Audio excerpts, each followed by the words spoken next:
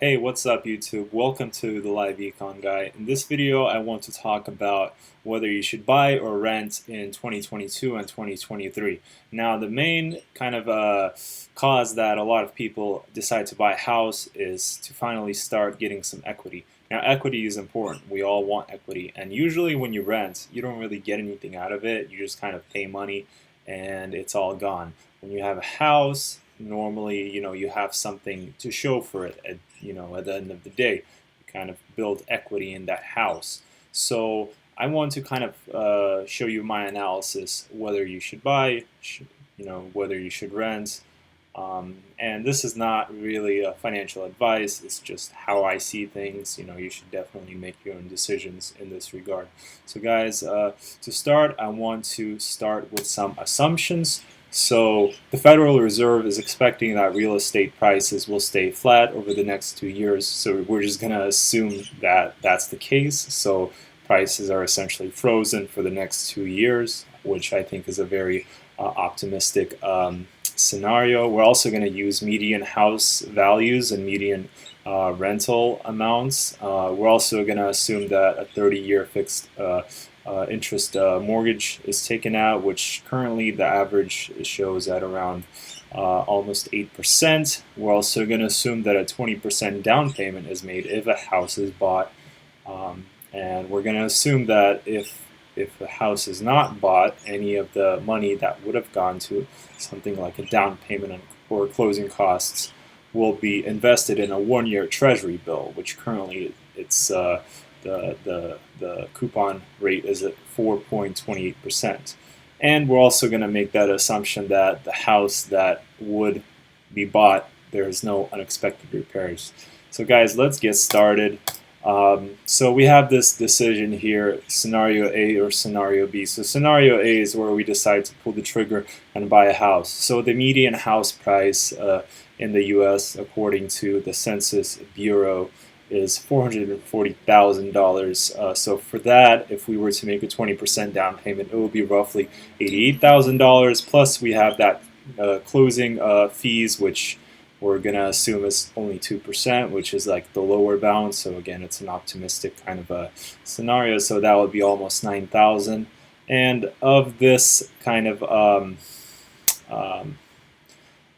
calculation, we'd have essentially 3,100 that we pay every month, out of which 2,500 roughly is going to the actual loan.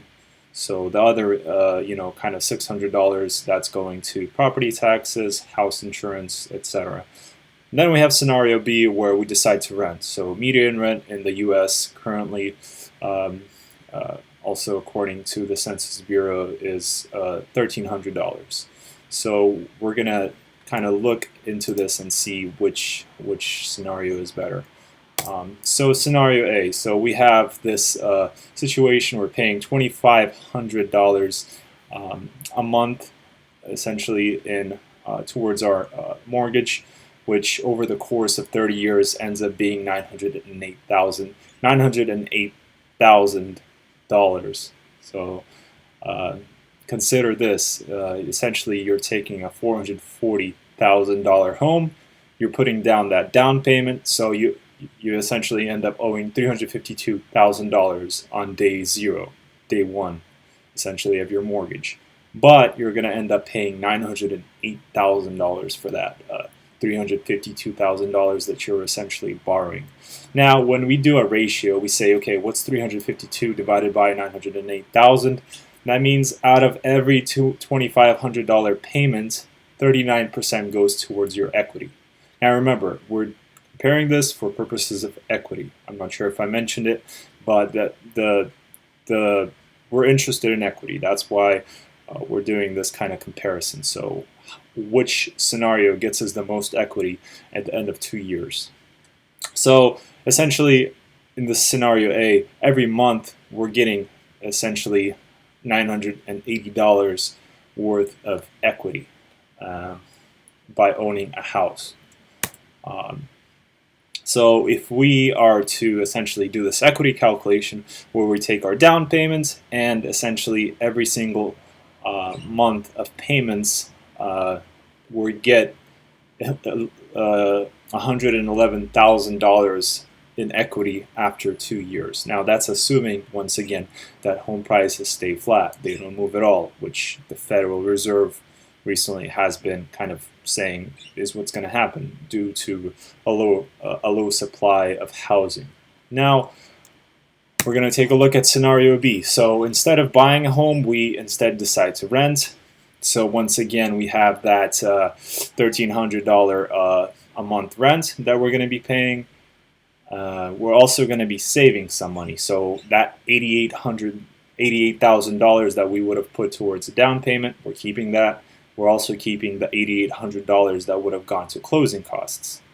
And we're also keeping almost $2,000 a month because instead of making that mortgage payment, we're making a rent payment, and the difference is about $2,000. Now, our starting equity at month 0 out of 24 is $97,000. So we're going to take that $97,000 and we're going to start investing it into 1-year treasury bills, which are currently, as of today, October 13, 2022, the average treasury bill, 1-year treasury bill, it stands at 4.28% coupon rate. So after, if we take some very basic math, after year 1, we have $101,000, and after we invest that $101,000, at the end of year 2, we're going to have $105,000. So essentially, we have this equity calculation where we have $105,000 plus the money that we save, which is the difference of the mortgage payment and that rent payment. We're going to have roughly $153,000 in equity. But the caveat here is that we're not really taking into account that that $2,000 that we save due to not paying a mortgage payment and paying a rent payment instead. So essentially, we have about $160,000 in equity at the end of 2 years if we are to imagine that we're taking that $2,000 and investing it into some kind of like 1 month or 3 month treasury of sorts. So guys, to conclude, if we are to buy a house today, in 2 years we're going to have $111,000 in equity roughly. If we are to instead rent and invest all of our money into U.S. Treasuries, which we're talking about the 1 year, we're going to have $160,000 in equity. So that's a $49,000 difference. Now, once again, guys, we're imagining that house prices stay flat, nothing breaks, etc. If you go back to the kind of the assumptions slide, you'll see. So I hope that helps everyone out. If you're kind of considering, hey, should I buy a house and start building up equity, or should I continue to rent? And a lot of people say that if you rent, then you're essentially just losing money. But hey, you have that money that you would have otherwise put into a down payment and closing costs, etc. And you can essentially take that money, invest it elsewhere, and you still build equity, and you can take that equity later on and buy a house. So my hopes are that this video helps people to kind of apply that critical thinking in their investment and home buying decisions. I'm curious to know what everyone else thinks, what their situation looks like. Do you want to buy a house? Are you thinking about delaying buying a house? Are you investing in treasuries? Let me know. I'm interested to hear what the community is doing. So yeah, thanks guys for tuning into another one of my videos, and have a great night.